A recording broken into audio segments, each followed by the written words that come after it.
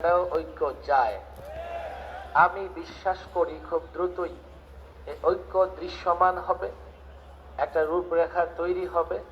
ইনশাআল্লাহ সেই রূপরেখার আলোকে আমরা একসঙ্গে পথ চলব। আমি আমার ক্ষুদ্র জায়গা থেকে, আমি নিরীহ মানুষ হিসেবে এতটুকু বলতে চাই, ওলামায়ে কেরামের ঐক্যের প্রয়োজনে, ওলামায়ে কেরামের ঐক্যের প্রয়োজনে, ইসলামী রাজনৈতিক সংগঠনগুলোর ঐক্যের প্রয়োজনে আমার ক্ষুদ্র যেটুকু আছে, আমার যেটুকু পরিচয় আছে, আমি সেটা বিলীন করে দিতে চাই, সেটা মুছে ফেলে ওলামায়ে কেরামের সঙ্গে থাকতে চাই। যদি আমরা এই প্রেক্ষাপটে বৃহত্তর ঐক্য তৈরি করতে না পারি, দেশের মানুষ হতাশ হবে। এবং 16 বৎসর আমি একথা নির্দ্বিধায় বলি, 16 বৎসর সবচাইতে বেশি জুলুম সহ্য করেছে ওলামায়ে কেরাম। এবং 53 বছরের বাংলাদেশে বর্তমান প্রচলিত রাজনৈতিক দলগুলো জনগণকে সবচাইতে বেশি হতাশ করেছে।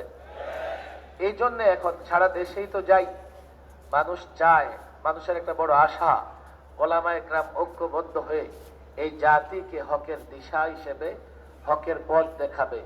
আমি আমার নিজেরটা বললাম এবং আমি অনুরোধ করব আপনারাও বরাবরের মতো চাপ অব্যাহত রাখবেন, যাতে আমরা কেউ ডানে বায়ে না যেতে পারি, সোজা একসঙ্গে থাকব। বড় ধরনের কোনো কাজ কোনো ধরনের পরিচয় ছাড়াই হতে পারে। এর বড় প্রমাণ হচ্ছে জুলাই এবং আগস্টের বিপ্লব। এই বিপ্লবের পেছনে যারা কাজ করেছে তাদের কেউ চেনেও না, তাদের কোনো পরিচয় তেমন ছিল না, তাদের কোনো পদ পদবিও ছিল না। আমরা কিন্তু বড় একটা বিপদে এখনো আছি। আমি কিছু কথা পরিষ্কার বলি, এই যে সংস্কার কমিশনগুলো হয়েছে, সংবিধান সংস্কার কমিশনের আহ্বানে আমি একটা বৈঠকে গিয়েছিলাম।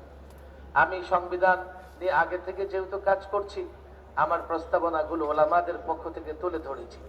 আমি সেখানে গিয়ে দেখেছি সংবিধান সংস্কার কমিশনে প্রায় প্রচলিত রাজনৈতিক দলগুলোর সকলেরই কোনো না কোনো ব্যক্তি পছন্দের সেখানে আছেন, সব দলেরই আছে।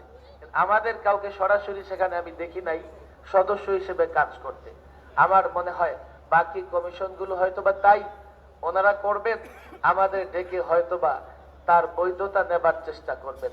আমি এক্ষেত্রে পরিষ্কার বলি, সংসদ সংবিধান থেকে শুরু করে নির্বাচন সংস্কার কমিশন পর্যন্ত কে কাজ করছে, কারা কাজ করবে, ইসলাম এবং মুসলিম উম্মাহ দেশের মানুষের স্বার্থ বিরোধী, কল্যাণ বিরোধী কোনো কিছু হলে তা মানা হবে না। এর জন্য ঐক্য প্রয়োজন, ঐক্যের কোনো বিকল্প নাই। আজকে আমাদের এখানে মোহতারাম আমির ইসলামী আন্দোলনের পীর সাহেব চরমনাই এবং নায়েবে আমির সহ নেতৃবৃন্দ আছেন। আমি মনে করি আপনাদের একটু অগ্রসরে বড় ধরনের ভূমিকা পালন করতে হবে। বর্তমানে আপনাদের কাছে মানুষের প্রত্যাশা বেশি। মাওলানা মামুনুল হক সাহেব আছেন, আরেকটু খোলামেলা আলোচনা করে বৃহত্তর একটা ঐক্যের দিকে আমরা যাব। যদি যেতে পারি ইনশাআল্লাহ সফলতা খুব বেশি দূরে নয়, আমরা সফল হব। আর আগামীর বাংলাদেশ হবে ইসলামের বাংলাদেশ। সম্মানিত উপস্থিতি, আমাদের মঞ্চে